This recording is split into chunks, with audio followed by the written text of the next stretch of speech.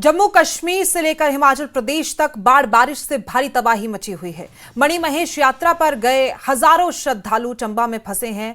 लगातार हो रही बारिश से राहत बचाव कार्य में भी मुश्किलें आ रही हैं। उधर तबाही का आकलन करने के लिए गृह मंत्री अमित शाह जम्मू कश्मीर के दौरे पर हैं। मीटिंग उनकी तरफ से की गई है।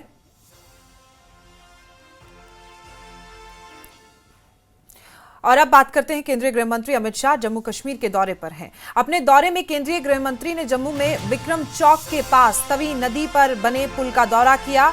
उसके बाद गृह मंत्री आरएसपुरा के मांगुचक गांव पहुंचे, जहां उन्होंने बारिश से भारी तबाही हुई है वहां पर वो पहुंचे हैं। कई लोगों के घरों में पानी घुसा था। इस दौरान गृह मंत्री ने इलाके का दौरा भी किया।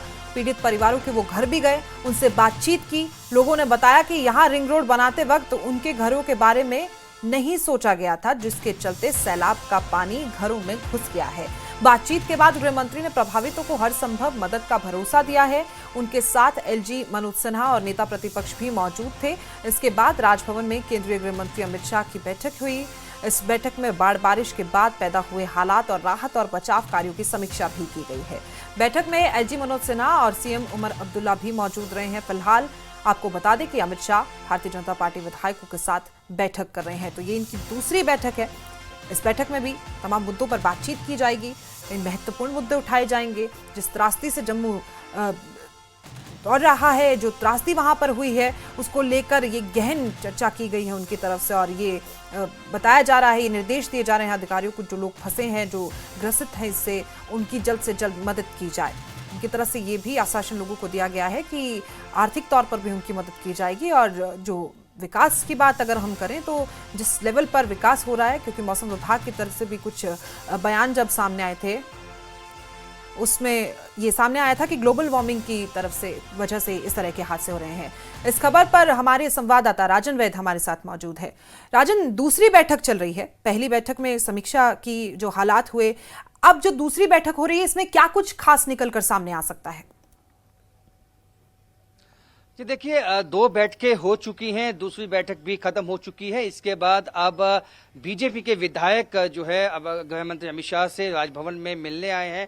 और जो हमें बताया गया है कि उनके साथ भी एक मीटिंग जो है वो इस वक्त गृह मंत्री अमित शाह कर रहे हैं। आज जब वो सुबह पहुंचे तो उन्होंने यहाँ तवी पे विक्रम चौक पे जो महाकाल के मंदिर को नुकसान पहुंचा है उसका जायजा लिया और वहां से स्थिति का जायजा भी लिया, क्योंकि वहां से जो बाकी पुल हैं वो भी जो है आमने सामने हैं। तो वहां से वो मांगुचक के वहां से जो पीड़ित फैमिलीज हैं उनसे बातचीत की, वहां भी उन्होंने स्थिति का जायजा लिया। जो प्रभावित इलाके हैं जहां नुकसान हुआ है उसकी समीक्षा की। उसके बाद वहां से राजभवन पहुंच के उन्होंने सबसे पहले मीटिंग, जो आपदा आई है जम्मू कश्मीर पे, फ्लड, जो फ्लैश फ्लड आए, उस पर मीटिंग की। वो उसमें तमाम जो, चाहे वो नेता प्रतिपक्ष हैं, चाहे वो चीफ मिनिस्टर उमर अब्दुल्ला है, एलजी मनोज सिन्हा है, सब तमाम लोग, और जो प्रशासनिक लोग हैं, पैरामिलिट्री फोर्सेस और बाकी जो एजेंसीज के, एसडीआरएफ के, एनडीआरएफ के, वो सब मौजूद थे। वो तकरीबन जो है 1 से 1.5 घंटा मीटिंग चली है। उसमें तमाम विषयों पर चर्चा की गई है और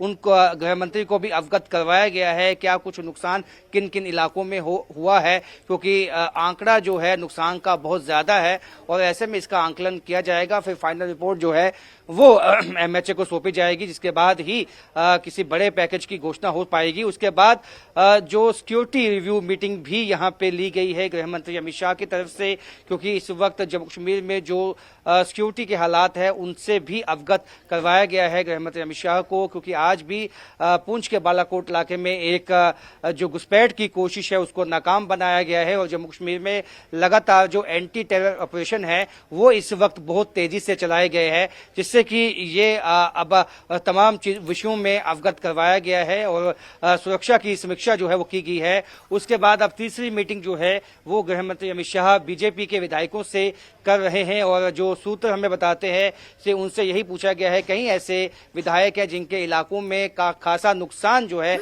जो आपदा आई है उससे हुआ है, किस तरह से वो भी अपनी बात सुरक्षा के लहजे से भी उनकी तरफ से बात की गई है, पैकेज देने के लिए भी, और तबाही जो हुई है उसके बारे में भी बात की गई है। क्या ये भी सामने आया है कि 2014 को लेकर मुख्यमंत्री उमर अब्दुल्ला ने बयान दिया था कि बहुत तबाही हुई थी, उस वक्त भी संभाल नहीं पाए थे। 2025 आया, उससे हमने कुछ सीखा नहीं।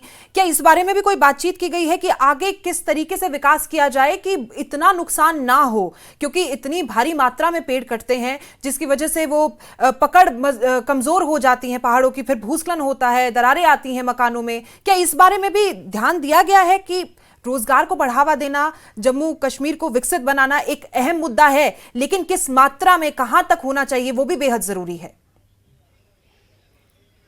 देखिए, जब जब वो समीक्षा बैठक होती है तो तमाम विषयों से अवगत करवाया जाता है, क्या कुछ किया जाना चाहिए, उन तमाम बातों से भी अवगत करवाया जाता है। लेकिन जो फाइनल फैसला होता है वो सभी पहलुओं को ध्यान में रख के ही किया जाता है। यानी कि यहाँ पे विकास भी साथ साथ चले और उसके साथ साथ यहाँ पे जो हमारी जो प्राकृतिक यहाँ पे उसको भी नुकसान ना पहुंचे, जो यहाँ पे पहाड़ियाँ हैं वो उनको भी नुकसान ना पहुंचे। देखिए, विकास तो जो है, जो रोड मैप है जम्मू कश्मीर का, नए जम्मू कश्मीर का, कि उसको नई दशा और दिशा विकास की देनी है, वो तो दी जाएगी। तो लेकिन ऐसे में कई ऐसे प्रोजेक्ट्स है जिसकी वजह से जो प्राकृतिक जो हमारी जो संपदा है यहाँ की, उसको नुकसान ना पहुंचे, उसके लिए जो है एक्सपर्ट्स की टीम जाहिर तौर पर वो एक्सपर्ट्स की टीम की बहुत जरूरत है। राजन, फिलहाल आपकी जानकारी के लिए बहुत बहुत शुक्रिया।